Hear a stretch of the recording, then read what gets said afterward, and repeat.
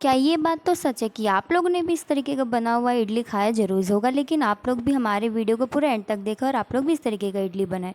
देखिए हमने इस तरीके से 3 कटोरी हमने उड़द का दाल ले लिया है, काली वाली। इसी तरीके से हमने 3 कटोरी धीरे धीरे करके ले लिया है। देखिए फिर इसमें साथ ही इसमें हमें इस तरीके से पानी डाल देनी है। देखिए जैसे हमने 2 कटोरी इस तरीके से पानी डालने के बाद इसको अच्छी तरीके से धो लेना है। जैसे हमने इस तरीके से धोने के बाद इसको पानी को फेंक के दोबारा से अच्छे पानी डाल के इसी तरीके से कम 12 घंटे के लिए इसे भीगा हुआ छोड़ देना है। फिर दूसरी जगह पे इसी तरीके से हमने 5 कटोरी चावल ले लिया है। देखिए इसी तरीके से हमने 5 कटोरी चावल ले लिया है। ये हमारा एकदम नॉर्मल चावल है, ये आप लोग भी कहीं से भी अवेलेबल हो जाएगा। ये अरवा चावल है।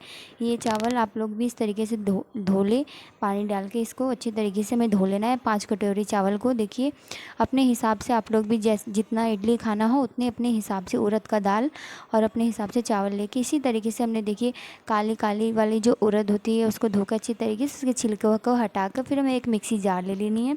हमने उसके 12 घंटे के लिए फूलने के लिए रख दिया है। फिर एक मिक्सी जार लेके इसी तरीके से हमें धीरे धीरे करके सारा उड़द का दाल डाल देना है। इसमें धीरे धीरे करके हमें उड़द का दाल डाल के इसको हमें अच्छी तरीके से थोड़ा सा पानी डाल के हमें इसे पीस लेना है।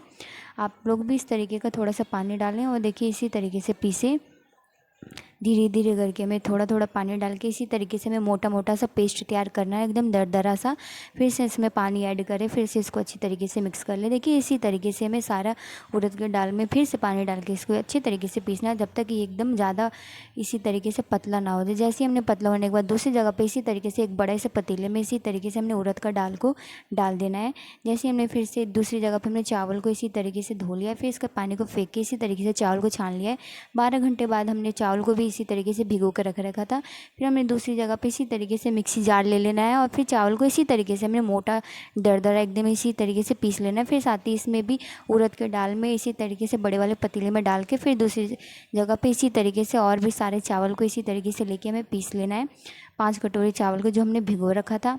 देखिए हमने इसी तरीके से सारे चावल को अच्छी तरीके से डालकर पीस लिया है एकदम। देखिए कितना एकदम पतला सा एकदम बैटर तैयार कर लेना है हमें इसी तरीके से सारा। फिर जाके इसी तरीके से हमें सारे बैटर को बड़े वाले पतीले में डाल के हमें इसको अच्छे तरीके से चलाते रहना है।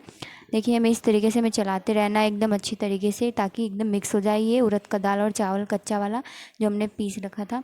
जैसे हमें इस तरीके से चलाते चलाते एकदम अच्छी तरीके से मिक्स कर लें कि ये सारा एक दूसरे में एकदम मिक्स हो जाए। फिर साथ ही इसको हमें रात भर के लिए आप लोग को भी 7 से 8 घंटे के लिए इसी तरीके से हमें बंद करके ढक्कन रख देना है एकदम गर्म जगह पे। देखिए इसी तरीके से आप लोग का भी एकदम फूल कर तैयार हो जाएगा बैटर। फिर दूसरी जगह पे इसी तरीके से थोड़ा सा पानी लेके हमें ढक के इसी तरीके से इसको उबाल लेना है पानी को। फिर इसी तरीके से हमें इसी तरीके से इडली मशीन लेके हमें इसमें सारा जो हमने बैटर तैयार कर रखा था उसको हमें धीरे धीरे करके सारा बैटर डाल देना है।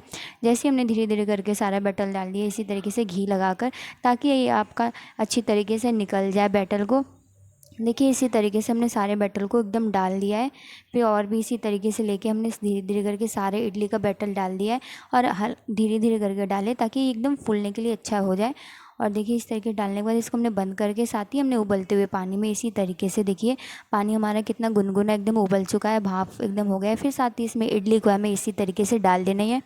जैसे हमने इडली को धीरे धीरे करके डालने के बाद हमें कम से कम इसको हमें इसी तरीके से पकाने के बाद देखिए देखते रहना है हमें कम से कम 10 से 15 मिनट तक ये एकदम अच्छी तरीके से भाप से पक जाए। और फिर नाइफ़ से एकदम टच कर करके देखते रहना है ये एकदम पक गया है कि नहीं। देखिए हमारा 10 से 15 मिनट में इसी तरीके से इडली पक कर एकदम तैयार हो गया है। और देखिए कितनी अच्छी तरीके से ये एकदम क्रंची क्रंची और अच्छी तरीके से फूल गया है एकदम। देखिए ये कितने नरम तरीके से हमारे इडली बनकर तैयार हो गया है। देखिए हमने इसी तरीके से सारे इडली को लेके हमने एकदम चम्मच के द्वारा या आप लोग भी किसी की नाइफ़ के द्वारा भी इसे निकाल लें। और देखिए कितना स्पॉन्जी सा सॉफ्ट सा बनकर तैयार है। और आप लोग भी इस तरीके का इडली बनाएं। और क्या सांभर के साथ खाना है तो सांभर के साथ खाए। इसी तरीके से हमने मूंगफली की चटनी तैयार कर रखी थी, लेकिन हमने इसको मूंगफली की चटनी के साथ खाया। और आप लोग भी इस तरीके का ज़रूर स्पंजी सा इडली बनाएं। और हमारा एकदम वीडियो आपको पसंद आए तो टेस्टी सा ये इडली ज़रूर तैयार करें। देखिए कितनी टेस्टी सा ये बनकर हमने कितना स्पंजी सा हमने इडली तैयार कर रखा है। और आप लोग भी इस तरीके की इडली ज़रूर बनाएं। अगर हमारी वीडियो आपको पसंद आई हो तो धन्यवाद।